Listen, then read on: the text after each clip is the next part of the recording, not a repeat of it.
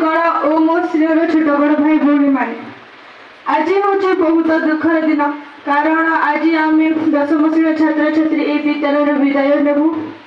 मु प्रथम 9म श्रेणी विद्यालय ना लिखी से चिन्ह नहीं थे समय क्रम समस्त एत आपणा गली क्या छाड़ी कर भी मन नहीं लगवा।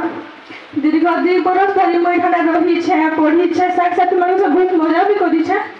ये 2 बरस मध्य शिक्षक शिक्षयित्री मुझे शिक्षा पाई स्नेह पाई मुझे केवे भूली नहीं पार।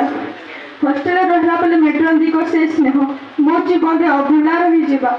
9म श्रेणी पढ़ला बेले दीदी आमके जेन गाली दूसरी काଣା भूल है सेटा भी गोटे प्रकार स्नेह थिला बोली मैं आज अनुभव कर पारुछे। खाली मेट्रन दी बोली भी नहीं समस्त शिक्षक शिक्षयित्री मत एत भल पाइबा देथिबारु मुझे धन्यवाद जनाऊछे। मोर मतरे 2 बरस मो जीवन सबुठ अमूल्य वर्ष अटे एवं शेष में मुझे समस्त अनुरोध करी जे एठारे जदि मोर कौन प्रकार भूल होता है मत क्षमा कर दिंतु। धन्यवाद।